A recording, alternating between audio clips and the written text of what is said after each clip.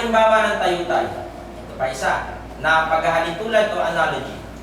Ang halimuyak ng rosas na bagong pitas ay katulad ng umuusbong na pag-ibig ng binata para sa dalaga. Napakalalim naman yan. Halimuyak ng rosas, umuusbong na pag-ibig. Nakuha niyo po ba? Kaya para siyang pinagsamang metaphor at simile. Kasi mayroong salita ngayon, no? Katulad, kagaya, para, as, like. Na parang pinagsamang simile, metaphor, mahirap na nga itong dalawa, pinahirap pa sa analogy o paghahalintulad.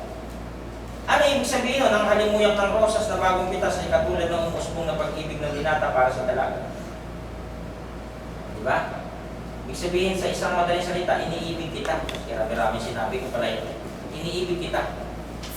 Nahirap pala yun. Kung minsan kasi yan daw pag-ibig, parang utot. Bakit? Mahirap pigilin ang nararamdaman. Pero pag sumabog ang kimkim na damdamin, maaamoy ng lahat, di ka man umami. Wow! Gapakabaho mo pag nagbigyan. Di ba? Yun yun eh, ganun yung mga paraan eh. Tayo mapapasin natin, isa pang sample. Ang paghahanap ng matinong lalaki ay parang, dapat yan eh, simile yan kasi may parang. Hindi nga, analogy nga eh, kasi yung haba ng sentences eh. Ang paghahanap ng matinong lalaki ay parang paghahanap ng karayom sa tambak ng dayaki. Ano yung sabihin? Nahirap humanap ng matino. Diba? Dami-dami nagluluko, lalo ngayon. Pangit na, babaero pa. Diba? Mga walang pagkatakot sa Diyos. Yeah, kasi sira ang marriage na eh. Ito ang sample. Paghahanap ng matinong lalaki, paghahanap ng karayom. Parang mayroong ano eh, parallelism. Parang gano'n. Kung paano ang espada ay sandata ng isang mandirigma, ang panulat ay sandata ng isang manunulat.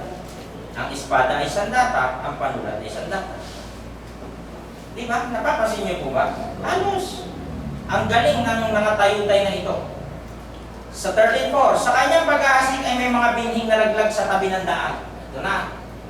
Nag-i-spread na si Jesus Christ ng Word of God. Meron daw binhing nalaglag sa tabi ng daan. Ito na yun, sa type of ground dito. Ito yung sa una. Na po, dumating ang mga ibon at tinuka ang mga iyo. As he was scattering the seed, some fell along the path, and the birds came and ate it up.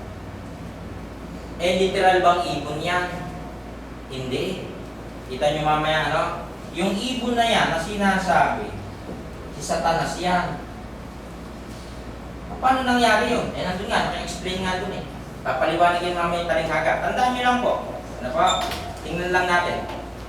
Yan yun. Yung daw binhi na isinabog, dumating yung ibon na si Satanas, nawala yung binhi. Ano yung binhi? Word of God. So, ibig sabihin, yung mga listeners na nakakarinig ng salita ng Diyos, ito yun, mga uri ng mga puso ng mga tao, na kung saan yung Word of God na sinasabog na binhi, hindi nagtatagal, nawawala. Para sa atin, nang mabautismuhan, matitindi sumamba, walang absent. Lumaki na, nagdalaga na, nung mabautismuhan siya, sabihin natin, dalaga, nag-asawa, nawala sa iglesia. O yun, parang nandito yun eh. No, nahatak na ng asawa. Diba? Nawala na, ayaw na niya magsimba.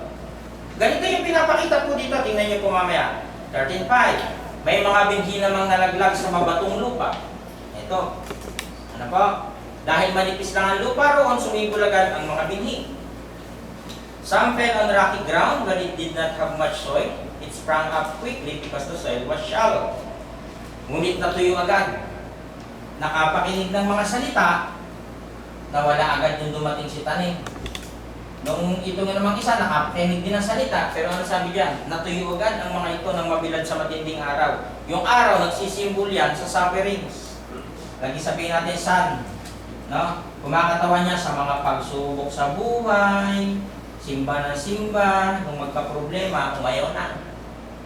Yun yun.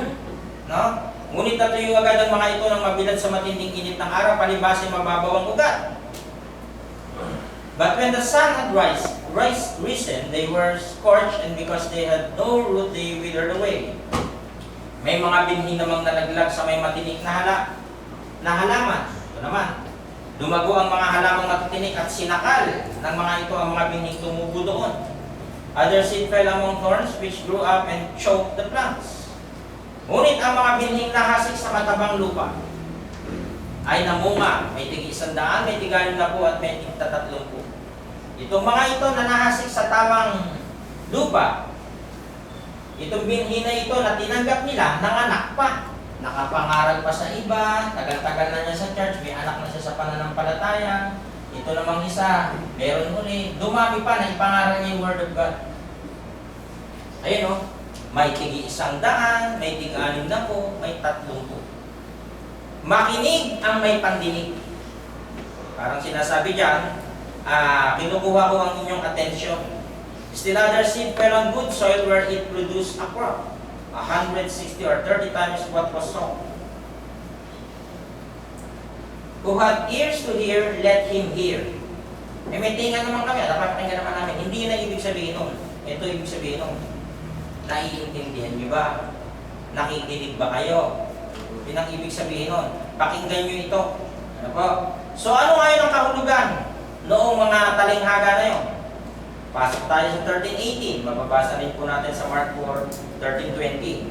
Pakinggan ninyo ang kahulugan ng talinghaga tungkol sa manghasik. Ito na.